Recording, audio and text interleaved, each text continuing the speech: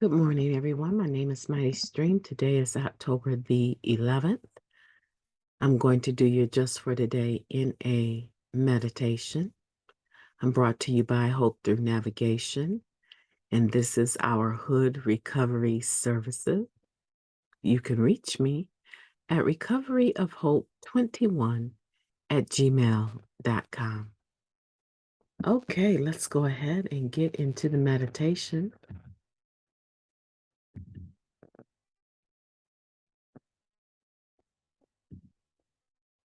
All right, hopefully you can see that. October 11th. Our best thinking got us into trouble. Well, the title of it is Eyeglasses and Attitudes. And it says, Our best thinking got us into trouble. Recovery is an active change in our ideals and attitudes. Basic text, page 55. In active addiction, the world probably looked like a horrible place. Using helped us tolerate the world we saw. Today, however, we understand that the world's condition wasn't really the problem. It was our ideals and attitude about the world that made it impossible for us to find a comfortable place in it. Our attitudes and our ideals are the eyeglasses through which we see ourselves. If our glasses are smudged or dirty, our lives look dim. If our attitudes aren't well focused, the whole world appears distorted. To see the world clearly, we need to keep our attitudes and ideals clean, free of things like resentment, denial, self-pity, and closed-mindedness. To ensure our vision of life is in focus, we have to bring our ideals in line with reality. In addiction, our best thinking kept us from clearly seeing either the world or our part in it. Recovery serves to correct the prescriptions in our attitudinal eyewear. Attitudinal eyewear, these people. By stripping away our denial and replacing it with faith, self-honesty, humility, and responsibility, the steps help us see our lives in a whole new way. Then the steps help us keep our spiritual lenses clean, encouraging us to regularly examine our ideals, our attitudes, and our actions.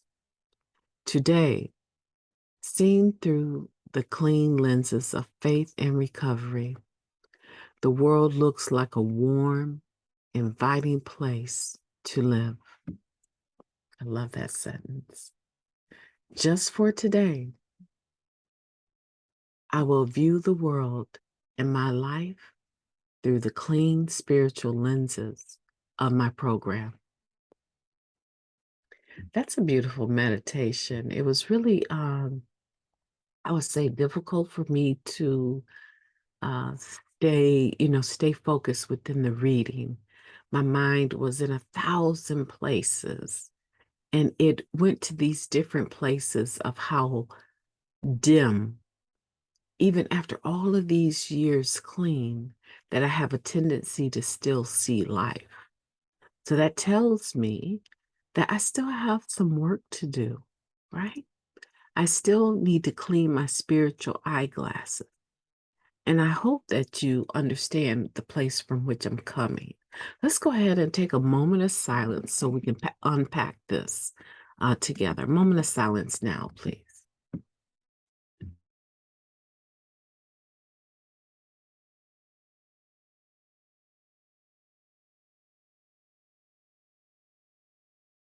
God, grant us the serenity to accept the things we cannot change, the courage to change the things that we can, and the wisdom to know the difference. just for today, please and thank you.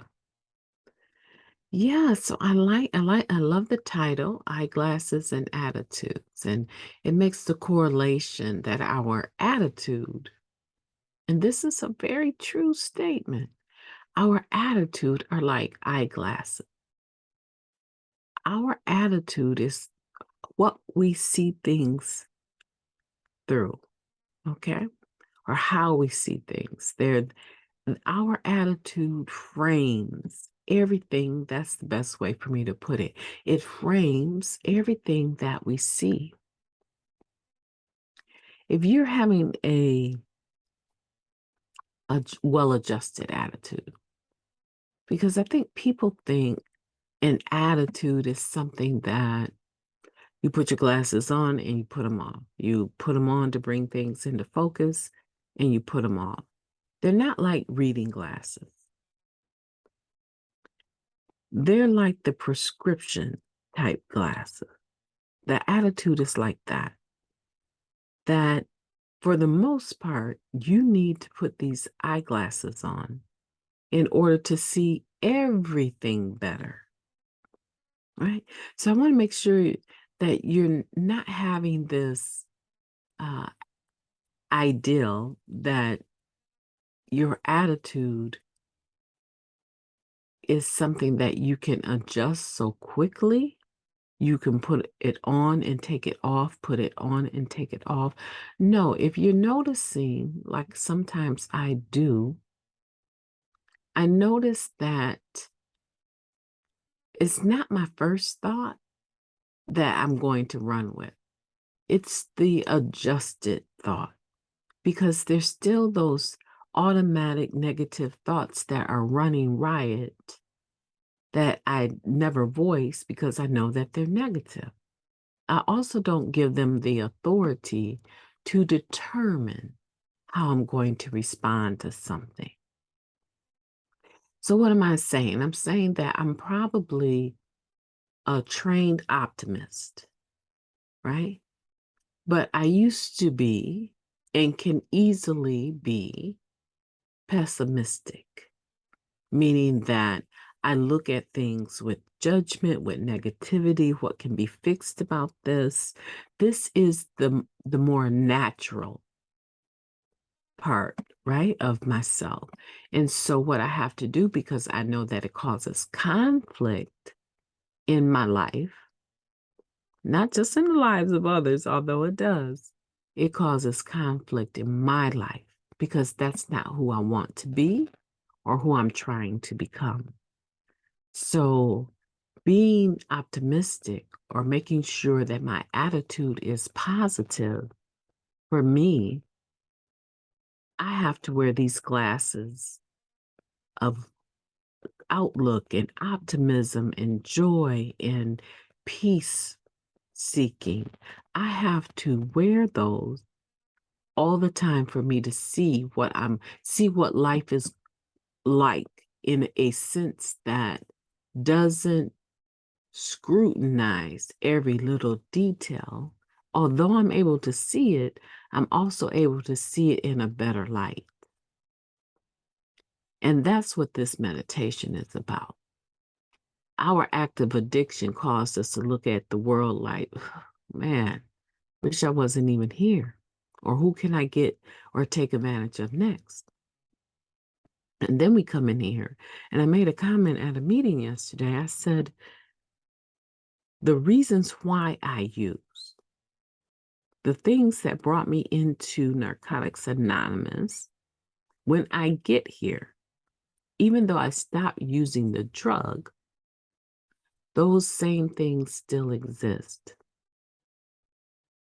And if I don't rework them, reinvent myself, rediscover who I truly was meant to be, right?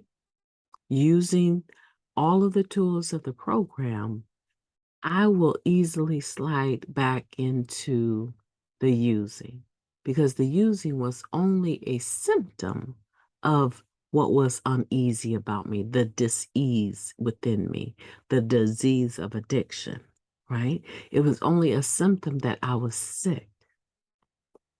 So if I put down the drug, right? It doesn't mean that those things are gone. They're still there.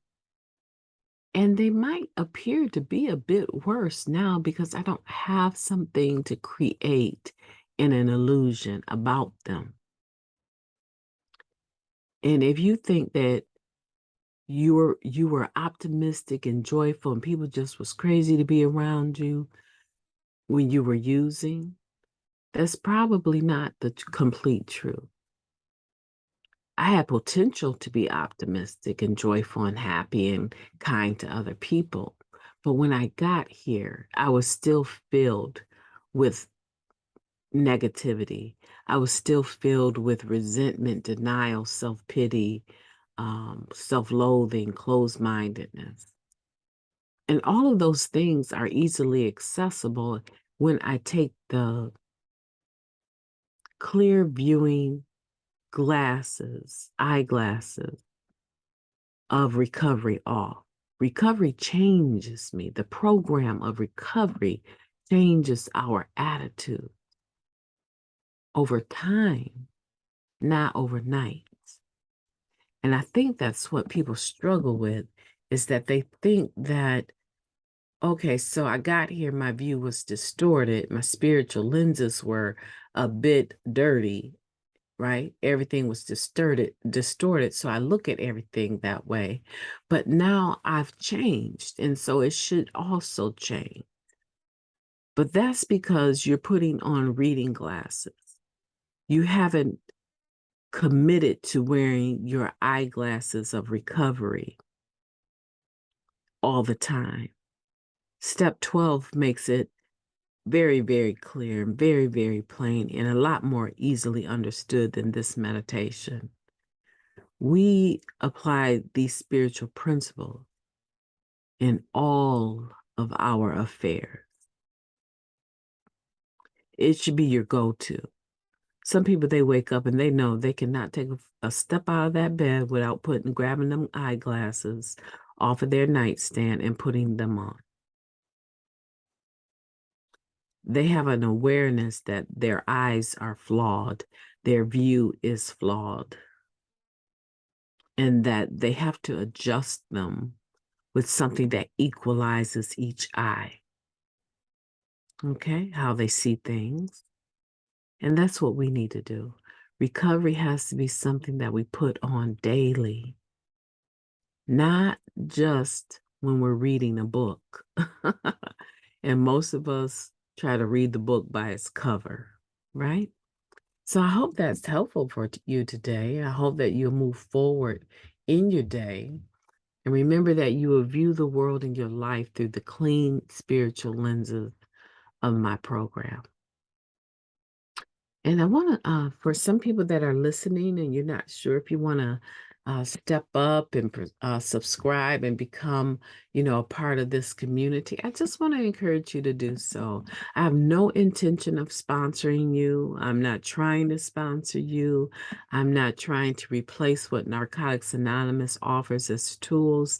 I am simply enjoying the meditations, 2 of them that I do every morning with those that are interested in having it read to them as they go through it.